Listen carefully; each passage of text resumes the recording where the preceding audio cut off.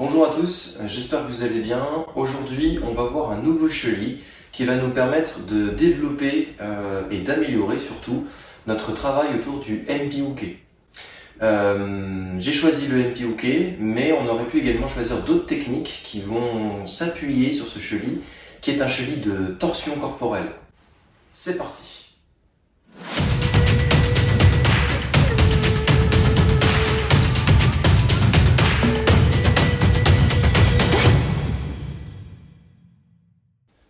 Donc le point de départ, on va prendre Egan Sandan, donc ce fameux kata où on se retrouve à avoir les mains au niveau koshi et où on va réaliser notre travail, voilà, où je vais venir réaliser mon MPUK en Kibadashi. Dans l'exemple du jour, je ne vais pas partir de la position Kibadashi, du déplacement qui amène au Kibadashi, je vais travailler le principe de manière beaucoup plus simple dans un premier temps, c'est-à-dire debout, de manière statique.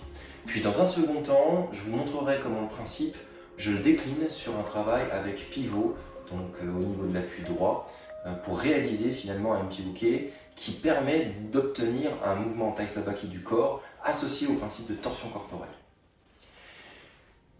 Le premier travail, le premier chenil pour vous, qui est nouveau aujourd'hui et qui est très intéressant, en tout cas qui apporte une vraie saveur à la technique, toute technique potentiellement de rotation, donc très bien adapté ici sur un MPUK, ça va être de venir placer son corps donc en état Wuji, donc bien droit, bien relâché, le regard donc important tourné vers l'extérieur, en tout cas visuellement, mais avec cette capacité de venir avoir un regard aussi intérieur, qui est fondamental dans l'interne.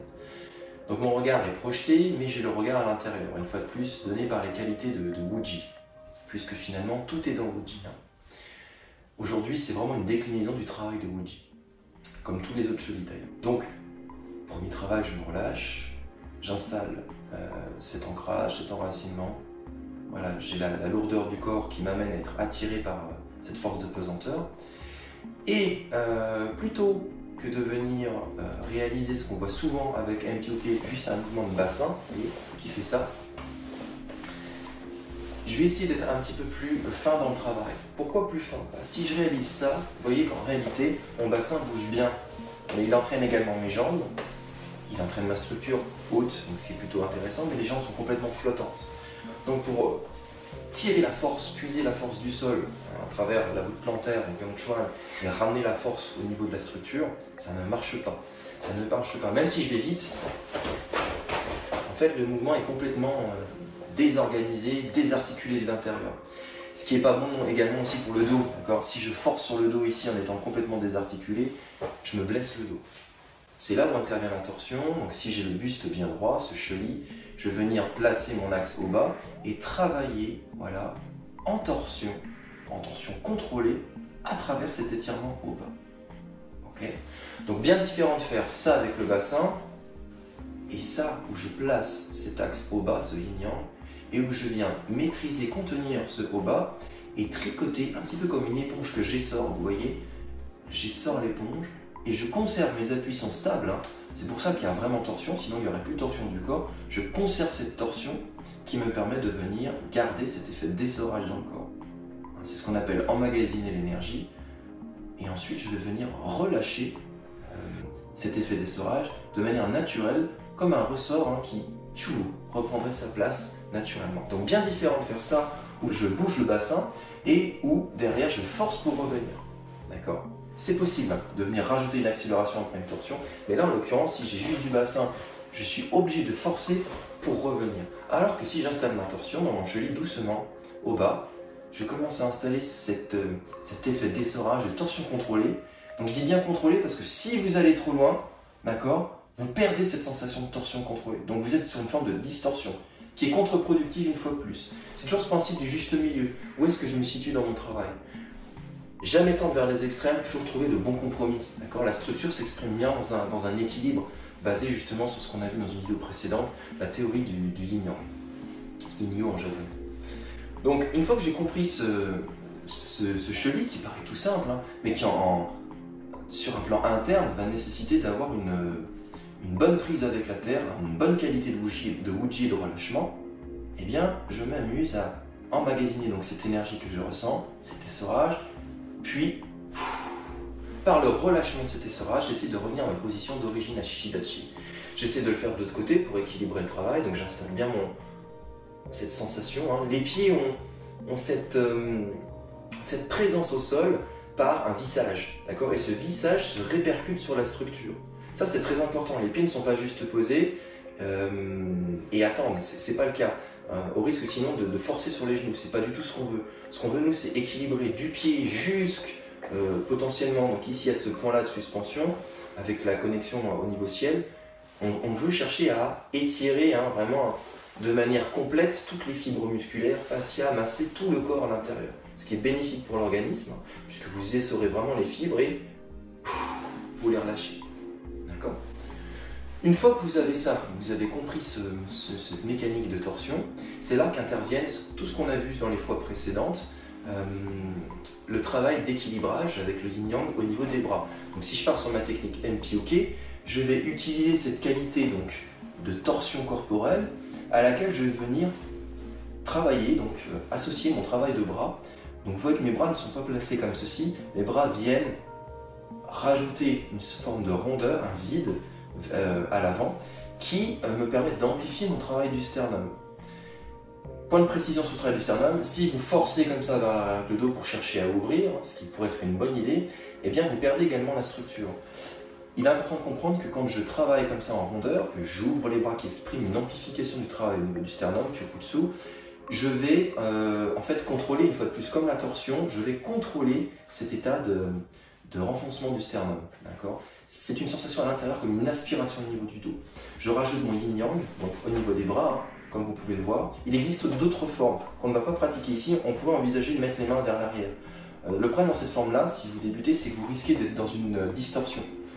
Là, vous conservez, vous contrôlez cette torsion.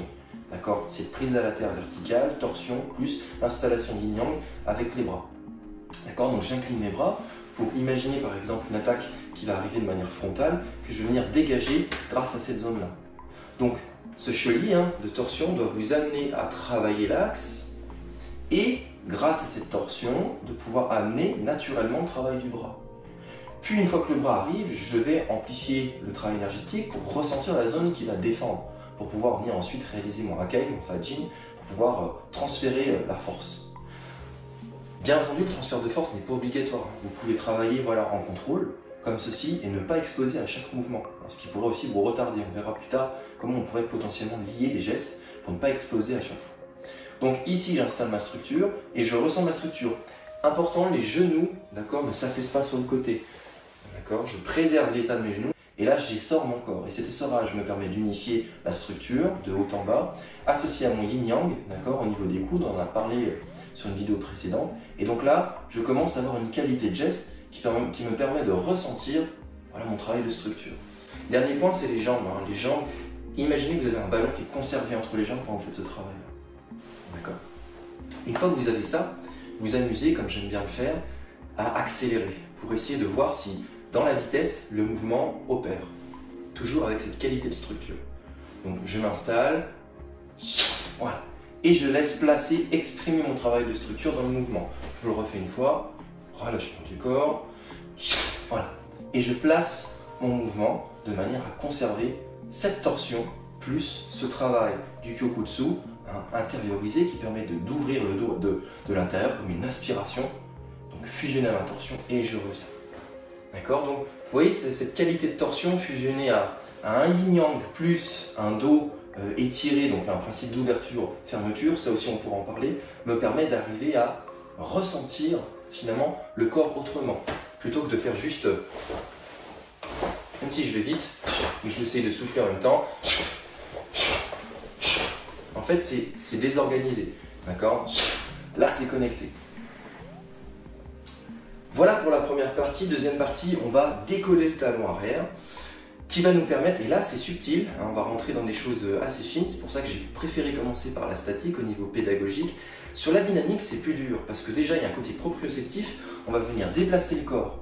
Donc l'idée, c'est de comprendre qu'en fait, le talon, le pied avant va rester sur son axe, parallèle, et le pied arrière va venir décoller.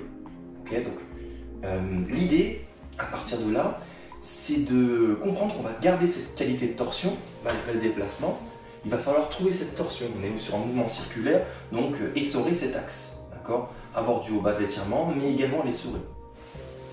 Une fois que j'ai trouvé ça dans le déplacement, cet essorage, naturellement, le coude arrive assez vite. Voilà. Mais pour vraiment amplifier le travail, il va falloir faire en sorte, et c'est là où c'est délicat, garder l'équilibre et arriver à ce que j'appelle souvent le point d'apogée. C'est-à-dire le point d'apogée, c'est l'apogée des étirements. Au moment où vous allez réaliser votre travail, voilà, avec les bras, il va falloir être capable d'étirer selon les principes yin yang, on voit vers la vidéo précédente, sur la structure, en ayant cette qualité de chenille d'essorage. D'accord ? À ce moment-là, le corps va pouvoir tourner, donc vous allez avoir cette qualité qui se prépare pendant la rotation, et à la fin, cette connexion du corps qui va permettre de laisser passer le geste. D'accord ? Donc vraiment essayer de travailler en relâchement, de ressentir le corps tourner, mais tourner, j'ai envie de dire, avec deux notions. Tourner de manière externe, tourner ensuite de manière interne. Je fusionne externe-interne. D'accord ? Donc l'apparence bouge, mais à l'intérieur j'essore. C'est là qu'intervient la notion de quoi, on pourra en parler plus tard, en tai chi, la notion de fermeture. C'est-à-dire que quand je travaille comme ça, j'ai une partie de mon corps ici qui se resserre, qui se ferme. Cette fermeture est importante, elle me permet d'éviter de me laisser embarquer dans le mouvement.